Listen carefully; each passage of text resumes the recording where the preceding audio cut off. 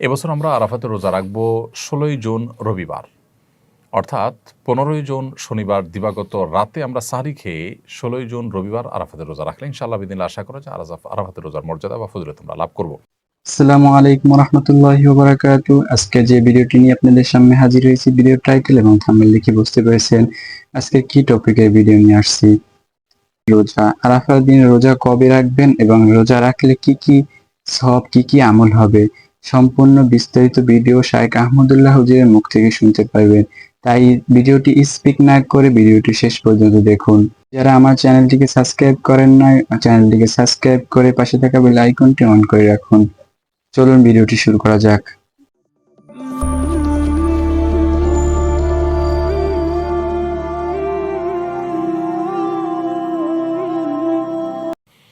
নবী করিম সাল্লাল্লাহু আলাইহি ওয়াসাল্লাম বলেছেন, সিয়ামু ইয়াউমি আরাফা আহতাসিবু আলাল্লাহি আন ইউকাফিরা সানাতাল্লাতী ক্বাবলাহু ওয়াল্লাতী বা'দাহ।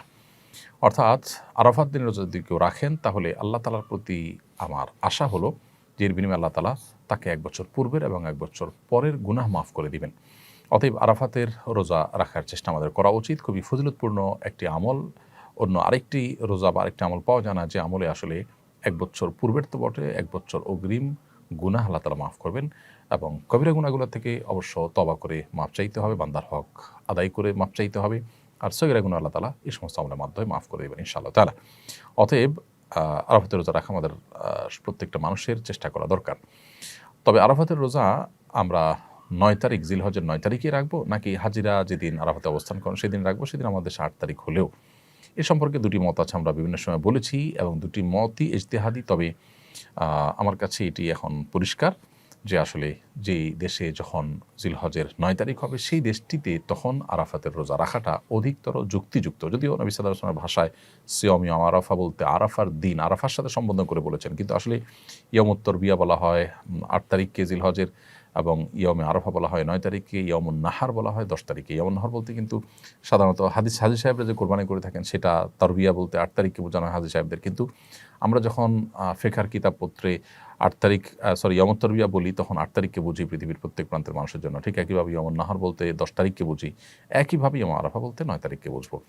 তো এর বিপরীতে যে মতটি আছে যে হাজি সাহেবদের সাথে আরাফাতে অবস্থানের সাথে মিল রেখে রাখাটাই উদ্দেশ্য, যেহেতু নামকরণ করা হয়েছে ওইটা দিয়ে ৯ তারিখ না বলে, তো এই মতটিকে যারা অগ্রগণ্য বলেছেন সেটিকে উড়িয়ে দেওয়া যায় না। এগুলো ফোকাহে কেরামের গবেষণা, হাদিসে যেহেতু আলাদা স্পষ্ট করে মানে এরকম বিষয়কে খোলাসা করে দেওয়া হয়নি, অতএব সম্ভাবনা দুইটারই রয়েছে। তবে ৯ তারিখের, অর্থাৎ যেখানে পৃথিবীর যে দেশে যখন ৯ তারিখ, সেই ৯ তারিখকে আরাফাতের দিন হিসাবে গণ্য করাটা আমাদের কাছে অধিকতর শক্তিশালী মনে হয়। তারপরও কোনো কোনো বর্ণায় জিলহজের প্রথম ৯ দিনই নফল রোজা রাখার কথা বলা হয়েছে। অতএব আমাদের সে আমলটা করি তাহলে তো আর বিতর্ক বা সন্দেহের ঊর্ধ্বে আমরা উঠে যেতে পারি, সেটিও আমরা চেষ্টা করতে পারি। এবং ফোকায়ে কেরাম এই জিলহজের ৯ দিনের সব দিনগুলোর রোজাগুলোকেই কিন্তু তারা মুস্তাহাব উল্লেখ করেছেন। অতএব এবছর আরাফাত দিনের রোজা হিসাবে আমরা জিলহজের ৯ তারিখ অর্থাৎ ১৬ই জুন রবিবার রোজা রাখবো ইনশাআল্লাহ তাআলা। আর যদি কেউ তার আগের দিনগুলোর সাথে মিলিয়ে রাখেন সেটা আরও ভালো, আরও প্রশংসনীয়। বরং সবগুলো দিন অর্থাৎ প্রথম ৯ দিনই রোজা রাখাটা মুস্তাহাব। খুব শীঘ্রই হজের মূল কার্যক্রম শুরু হচ্ছে। হজের দিনগুলোতে হাজী সাহেবদের করণীয়গুলো এক নজরে একটু বলবেন। ৮ তারিখে কিংবা ৭ তারিখ সন্ধ্যায় মক্কা থেকে এহরামের কাপড় পরে, এহরামের কাপড় পরার আগে যথারীতি গোসল করে ফ্রেশ হয়ে এহরামের কাপড় পরে আমরা বাসে চড়ে মিনা চলে যাবো। হাজী সাহেবগণ সবাইকে বাসে করে মিনা নিয়ে যাওয়া হবে। মিনায় যখন আমাদেরকে নিয়ে যাওয়া হবে সেখানে ৫ ওয়াক্ত নামাজ জামাতের সাথে আমরা মিনার তাঁবুতে পড়বো, আদায় করব এবং পুরো সময় জুড়ে আমরা আল্লাহ স্মরণ করব, আরাফাতের প্রস্তুতি নিব এবং পুরো দিন সেখানে আমরা অবস্থান করব। এর বাইরে বিশেষ কোনো আমল সেখানে নেই। এবং ৮ তারিখ রাতে কোনো এজেন্সি বাসে করে আমাদেরকে নিয়ে যাবে আরাফাতে। সেক্ষেত্রে ৫ ওয়াক্ত নামাজ বিনা যদি পড়া নাও হয় কোনো অসুবিধা নেই, ৫ ওয়াক্ত নামাজ পড়াটা সুন্নাহ, ১ ওয়াক্ত কম পড়া হলেও জায়েজ আছে। আমরা রাতে চলে যেতে পারবো মিনা এই আরাফাতে। আর যদি কেউ সকালে নেয় কোনো এজেন্সি তাহলে সকালে যাবো, কোনো অসুবিধা নেই। সকালে দেরি হলে কোনো সমস্যা নেই, তবে ফজর উপরে যাওয়াটা সুন্নাহ। ৯ তারিখ সকালবেলা যাওয়াটা হলো সুন্নাহ আরাফাতে। আরাফাতে যাওয়ার পর আমরা সেখানে রেস্ট করবো, খাওয়া দাওয়া করবো, জোহর নামাজ আদায় করে এরপর দীর্ঘ সময় ধরে একেবারে এই সূর্য ডোবা পর্যন্ত আমরা দোয়া এবং মুনাজাতে মাশগুল থাকবো। খুতবা শুনতে পারলে খুতবা শ্রবণ করবো, জোহরের পরে খুতবা হবে, এরপর আমরা দোয়া মাশগুল থাকবো সন্ধ্যা পর্যন্ত। সন্ধ্যার পর আমরা মুজদালিফায় চলে যাব মাগরিব নামাজ না পড়ে। মুজদালিফায় গিয়ে মাগরিব এশা একসাথে পড়বো, পড়ে মুজদালিফায় আমরা রাত্রি যাপন করবো ইনশাআল্লাহ তাআলা। এবং মুজদালিফা রাত্রি যাপন করে ঈদের দিন সকালে অর্থাৎ ১০ তারিখ ভোরে আমরা চলে যাব মিনার উদ্দেশ্যে।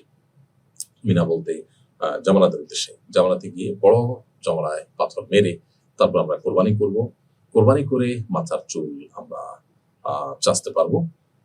চাষার পর আমরা এহরামের কাপড় খুলে ফেলতে পারবো। এই পুরো সময় আমাদের তালবিয়া চলবে জামালাতে পাথর মারা আগ পর্যন্ত, লব্বাইক আল্লাহুম্মা লব্বাইক এটা চলতে থাকবে। সেই সাথে তাকবীরে তাশরিক 9 তারিখে সকাল থেকে চলতে থাকবে, আল্লাহু আকবার, আল্লাহু আকবার, লা ইলাহা ইল্লাল্লাহ, আল্লাহু আকবার, আল্লাহু আকবার, আলহামদুলিল্লাহ। এরপর আমরা হজের যে তওয়াফ আছে, মক্কা এসে সেই তওয়াফ করবো। আর শরীরে যদি ক্লান্তি অনুভব হয়, নিজেরা যদি হোটেলে বা অন্য কোথাও অবস্থান করি, আর এই তওয়াফটা একদিন বা দুদিন পরেও করি, কোনো অসুবিধা নেই। হজের তওয়াফ এটা এহরামরত অবস্থায় করা জরুরি না। যদি আপনার কোরবানি হয়ে থাকে তাহলে এহরামের কাপড় আপনি খুলে ফেলতে পারেন চুল চাষার পর।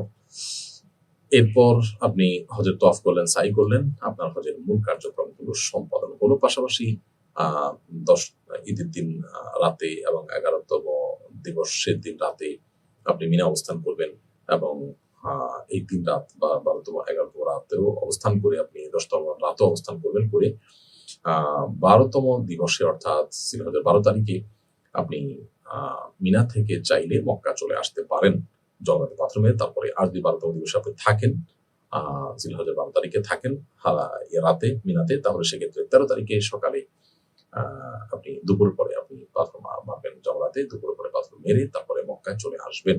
এ হলো টোটাল হজের দিনগুলোর কার্যক্রম। তাহলে চাইলে কেউ 12 তারিখে চলে আসতে পারে, আর যদি 12 তারিখে কেউ থাকেন রাতে সেখানে, তাহলে 13 তারিখে পাথর মেরে তাকে মক্কায় আসতে হবে।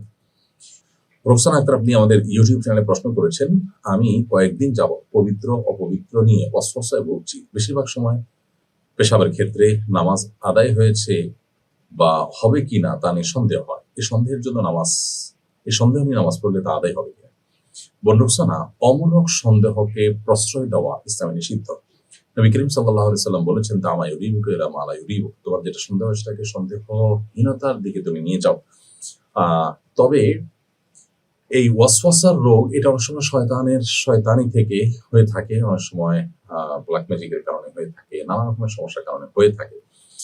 তো এই যে ওয়াসওয়াসার রোগ, এই ওয়াসওয়াসার রোগ থেকে আত্মরক্ষার জন্য আমাদেরকে রুকিয়া বা আপনার শরীর ঝাড়ফুঁকে শরণাপন্ন হতে হবে। এর পাশাপাশি ওয়াসওয়াসাকে প্রশ্রয় দেওয়া যে কোনো সুযোগ নেই ইসলামে, সেটা আমাদেরকে মাথায় রাখতে হবে। একটি মূলনীতি আছে ইসলামের শরিয়া, সেটা হলো যে আল ইয়াকিনু লা ইয়াজুলু বিশাক। আপনার ওযু আছে, এরপরে আপনার সন্দেহ হচ্ছে, খুঁতখুঁতে ভাব আসছে যে ওযু থাকলো কি গেল, তো এই খুঁতখুঁতে ভাবের কারণে আসলে ওযু ভঙ্গ হবে না, বরং ওযু আছে সেটি ধরা হবে। আপনার খুঁতখুঁতে ভাব নিশ্চিত কোনো বিষয়ের সাথে টেক্কা দিতে পারে না। আপনার মধ্যে যদি একটা বিষয় আপনি জান শিওর যে আপনার পেশাব বের হয়নি, এটা আপনি একসময় নিশ্চিত ছিলেন, মানে ওয়াসওয়াসা শুরু হওয়ার আগ মুহূর্তে, এরপর হঠাৎ করে ওয়াসওয়াসা আসলো। এই ওয়াসওয়াসা আসছে যে এই ওয়াসওয়াসাটা এটা যদি চূড়ান্তভাবে প্রমাণিত না হয়, প্রাসঙ্গিক এরকম ওয়াসওয়াসা হয়, আপনি দেখেন, তাহলে এটার কারণে আপনার ওই পবিত্রতাটা নষ্ট হয়ে যাবে না। একজন মানুষ ওযু করেছে নিশ্চিত, এখন ওযু গেছে কি যায়নি এটা নিয়ে তার সন্দেহ হচ্ছে, এই সন্দেহের কারণে ওযু গিয়েছে এমনটা বলা যাবে না, বরং ওযু আছে সেটা ধরে রাখা হবে, কারণ নিশ্চিতটা এই খুঁতখুঁতে বা ওয়াসওয়াসা দ্বারা দূরীভূত হবে না। আরেকজন ওযু করেননি নিশ্চিত বা ওযু ভঙ্গ হয়েছে এটা তিনি নিশ্চিত জানেন, এর মধ্যে ওযু করছেন কিনা তার সন্দেহ হচ্ছে, তাহলে সন্দেহ যদি হয় শুধুমাত্র, তাহলে নিশ্চিত ছিল ওযু ভঙ্গ হওয়াটা, ওযু ভঙ্গ হওয়াটা চূড়ান্ত ধরা হবে। এই জন্য ওয়াসওয়াসাকে আসলে খুব বেশি আমল নেওয়ার সুযোগ নেই। আপনি রুকিয়া সাপোর্ট গ্রুপ আছে সোশ্যাল মিডিয়াগুলোতে, সেখানে ওয়াসওয়াসার রুকিয়া লিখে আপনি সার্চ দিতে পারেন। ইউটিউবে আছে সে সমস্ত রুকিয়ার অ্যাপগুলো নামাতে পারেন বা ভিডিওগুলো শুনতে পারেন। ইনশাআল্লাহ আশা করা যায় আপনি ওয়াসওয়াসা থেকে রক্ষা পাবেন। সেই সাথে আপনি কোনো সাইকিয়াট্রিস্টও দেখাতে পারেন। কাজী আশরাফুল ইসলাম, আপনি আমাদের ইউটিউব চ্যানেলে প্রশ্ন করেছেন, আমার বাসার সামনে আমার বাবার দাদার কবর রয়েছে। আমার বাবার ইচ্ছা সেখানে তাকে কবর দেওয়া, কিন্তু জায়গাটি একেবারে ঘরের বারান্দার কাছে, আমার করণীয় কি? প্রথম কথা হলো যে এক জায়গায় কিছু কবর আছে, সেখানে আরেকটা কবর তো দেওয়াই যেতে পারে। আর যদি শুধু একটা সিঙ্গেল কবর থাকে, তাহলে সেক্ষেত্রে সেখানে আরো একটা কবর দেওয়া, আরো অন্যান্য কবর দেওয়া, সেটা জায়েজ না শুধু, বরং উত্তম। কারণ কবরস্থান হওয়া উচিত সবার জন্য উন্মুক্ত। বিশেষ করে পারিবারিক কবরস্থানের যে ধারণা আমাদের সমাজে রয়েছে, এটি অনেক সময় অহংকার থেকে হয়ে থাকে। সেটি হলে আমাদের এখান থেকে সরে আসতে হবে, এবং এটি উচিত হবে না যে আমাদের পরিবারের কবরস্থান এটি আমরা 2-4 জন মানুষ এখানে শুধু শায়িত হবো, বা অমুক ব্যক্তির কবর এখানে আর কেউ সাথ থাকবে না, এরকমটি করা উচিত নয়। নবী করিম সাল্লাল্লাহু আলাইহি ওয়াসাল্লামের কবর, আম্বিয়া আলাইহিস সালাম, তাদের কথা ভিন্ন। সাধারণত এভাবে নিজেদের কবরকে আলাদা করা জন্য মানুষের কবরস্থান থেকে, এটা অহংকার বশত সাধারণত হয়ে থাকে, এটা অনুচিত কাজ। আর এমনিতে যেটা আপনি বললেন যে আপনার বাপের দাদার কবর আছে, সেখানে আপনার বাবাও শাহিদ হতে চান, যদি সেরকম হয় তো অবশ্যই সেটি জায়েজ আছে, করতে পারেন। আর আপনার ঘরের বারান্দার কাছাকাছি হওয়ার কারণে আপনি হয়তো অস্বস্তিতে ভুগছেন যে এতে আপনার ক্ষতি হতে পারে কিনা। এটা একেবারেই আমাদের ধারণা মাত্র, এটা ক্ষতির কোনো কারণ নেই। কবরস্থান পাশে থাকলে মানুষ মরে যায় না বা বিপদগ্রস্ত হয় না, বরং আপনি নিয়মিত আপনার বাবার কবর জিয়ারত করতে পারবেন, বাবার কবরে সালাম পেশ করতে পারবেন, এটা আপনার জন্য সৌভাগ্যের বিষয়। বিধায় এ ব্যাপারে আপনার হেজিটেশনটা দূর করে ফেলা উচিত। অপু রাসেল আপনি লিখেছেন, একজন নিয়ত করলো প্রতিদিন কিছু হলেও দান করবে, কিন্তু সময়ের অভাবে প্রতিদিন দান করতে পারছে না। এখন সে যদি সপ্তাহান্তে, পক্ষান্তে কিংবা মাসিক হিসেবে প্রতিদিন দানের সমপরিমাণ সম্পদ বা অর্থ কোনো এতিমখানায় কিংবা কোনো ট্রাস্টে দান করে, এদিকে তার নিয়ত ফলপ্রসূ হবে। প্রথমত প্রতিদিন দান করার যিনি